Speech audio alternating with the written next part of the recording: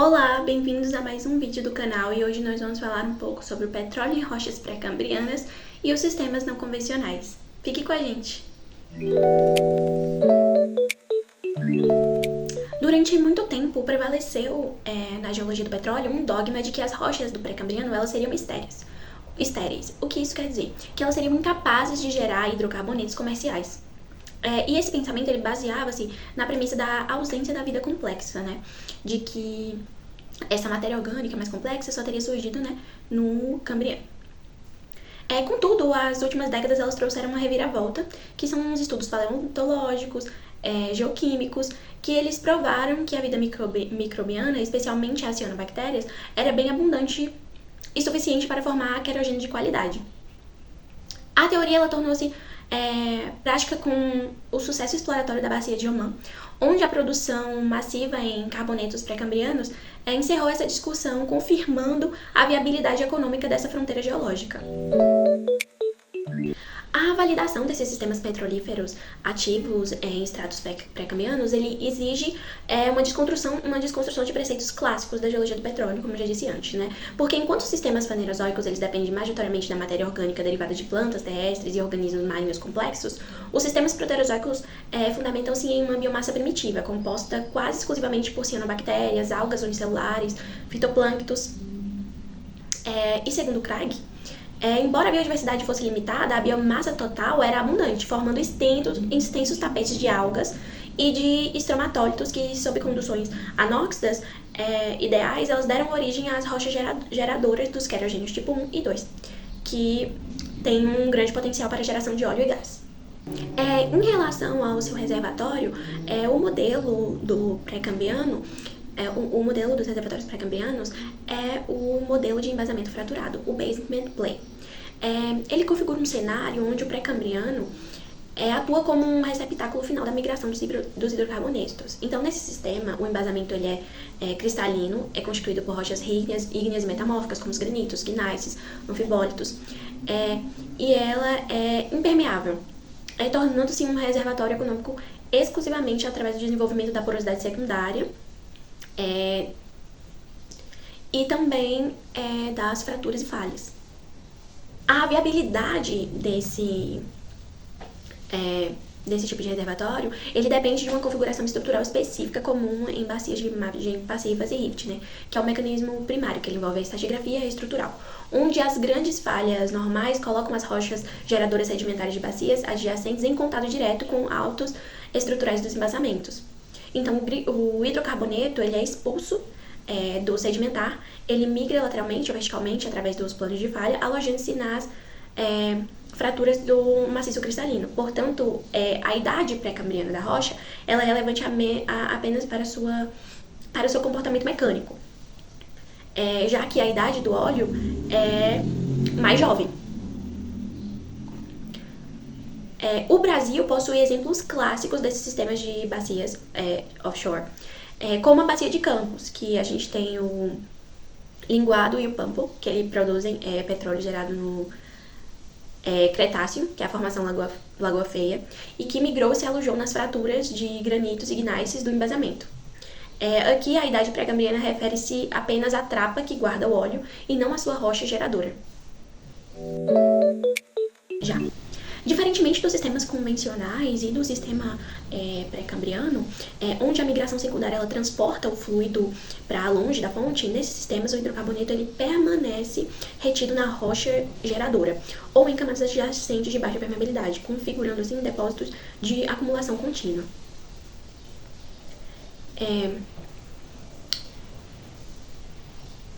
A crença de que as rochas pré-cambrianas elas seriam estéreis, ela foi reportada por vários dados geoquímicos, como eu disse anteriormente. E no Brasil, um contexto seria o grupo Bambuí, neoproterozoico, que ele apresenta parâmetros de riqueza orgânica comparáveis a muitas bacias fanerozoicas produtivas. Estudos de Romero e Silva e Zalan, eles documentam valores de carbono orgânico total, variando frequentemente entre 1% e 4% em folheiros escuros e calcários betuminosos da formação Serra de Santa Helena, e na base da formação Sete Lagoas. Em sistemas não convencionais, esses valores são considerados excelentes para sustentar a saturação do gás comercial, que são querogênios tipo 1 e 2. A preservação dessa matéria ela foi favorecida por condições anóxidas em ambientes marinhos restritos ou epicontinentais durante a deposição. Continuando falando sobre o grupo Bambuí,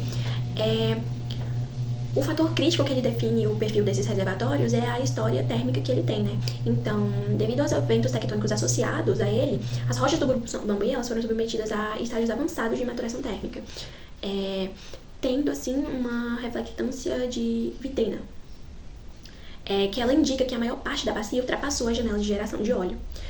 O petróleo gerado inicialmente foi craqueado termicamente, né? Thermal crack, o termo thermal crack, convertendo-se em condensado e predominantemente em gás seco, metano.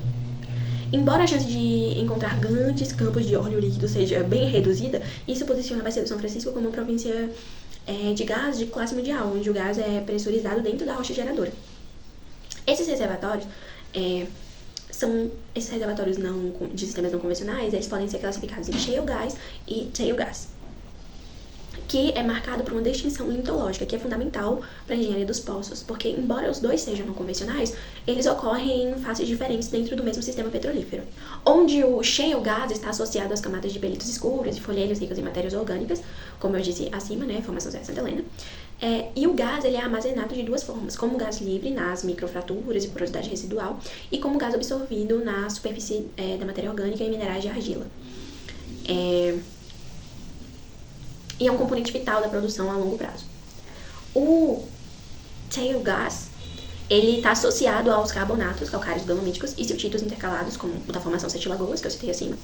E essas rochas, elas podem não ser a fonte primária de todo o gás, mas elas receberam gás migrado a curtíssima distância dos folheiros adjacentes, né? Devido à sedimentação intensa e à compactação.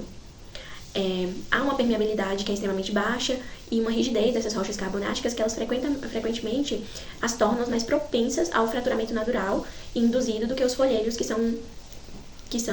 podem ser compactados. Para poder situar esse potencial brasileiro, a gente tem que observar o comportamento global desses tipos de reservatório. Então, nós temos a bacia de Huff em Oma, que ela possui rochas geradoras do Neoproterozoico, né, formação Ara, que são protegidas, que elas são marcadas pelas selantes, sendo os evaporitos. E elas mantiveram-se em condições geradoras de óleo leve e gás em volumes comerciais muito grandes. Similar a ele, tem na Sibéria a bacia Lena Tambsk, que são rochas do Ripiano, e ela alimentam vastas reservas de gás, né?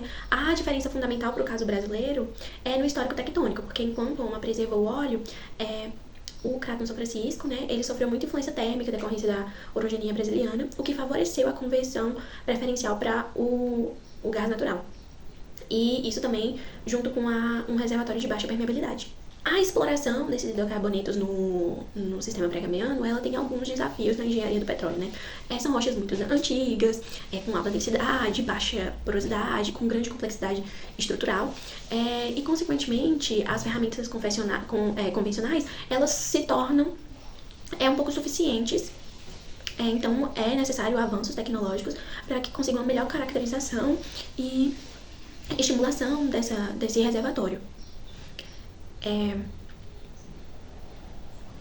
Na geofísica, normalmente a sísmica de reflectância, ela mapeia as camadas com clareza, mas nessas rochas, como as do São Francisco, por exemplo, o contraste da impedância acústica é baixo ou mascarado pelas intrusões ígneas.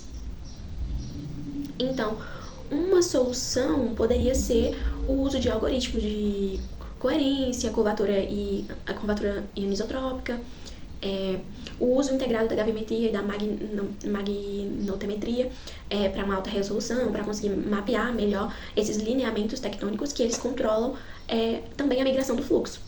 Então, para fazer uma boa caracterização desse reservatório e mapeamento dessas camadas, são dadas diversas ferramentas, como raio gama, resistividade, também tem os perfis de imagem de poço, sendo que os perfis de imagem de poço, eles são muito bons para esse mapeamento, mas ao mesmo tempo, sozinhos, eles não são tão eficientes, então eles podem ser correlacionados.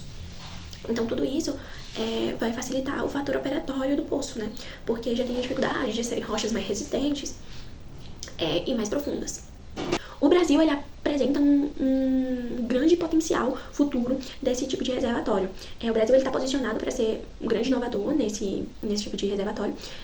Inclusive, a Bacia do São Francisco é um laboratório natural ideal para estudos e para mais estudos em relação a isso, pois na Bacia do São Francisco o modelo geológico ele sugere um sistema híbrido perfeito, né? O embasamento gera o hidrogênio e as rochas fechadas do grupo Bambuí funcionam como acelante retendo gás. Inclusive o papel do bambuí está relacionado aos folheiros e aos carbonatos fechados, como rocha selante desse reservatório temporário. Então, para fazer um apanhado sobre o nosso tema, a gente pode dizer que a integração desses dados geofísicos, petrofísicos e de engenharia, ele revela que abriga fronteiras energéticas viáveis com uma complexidade, não na ausência de recursos, mas sim nas tecnologias necessárias para extraí-lo. No cenário brasileiro, há uma dualidade geológica evidente e promissora, né? Porque, por um lado, tem o modelo do embasamento fraturado, que já é uma realidade consolidada, né? Nas bacias, como na bacia de Campo, e onde a tectônica ela criou a porosidade secundária necessária para armazenar esse grande volume de óleo migrado. E, por outro lado, há essas bacias intracatônicas, né? Onshore, exemplificadas pela Bacia do São Francisco, que ela confirma essa existência de sistemas não convencionais. Portanto, o desafio exploratório, ele deixou de ser só um desafio geológico, já que há a existência do gás, e ela é comprovada, para um desafio de tecnologia de extração. Então, o sucesso no desenvolvimento dessas bacias, elas depende da capacidade da indústria em adaptar essas técnicas de extração e estimulação para essas rochas antigas, e de mais estudos que comprovem e mapeiem essas rochas e esses reservatórios. Isso aí vai garantir uma grande viabilidade econômica. Então foi isso que a gente abordou um pouquinho no vídeo de hoje. Então se inscreva, deixa um like e talvez a gente faça uma parte 2. É isso. Beijos!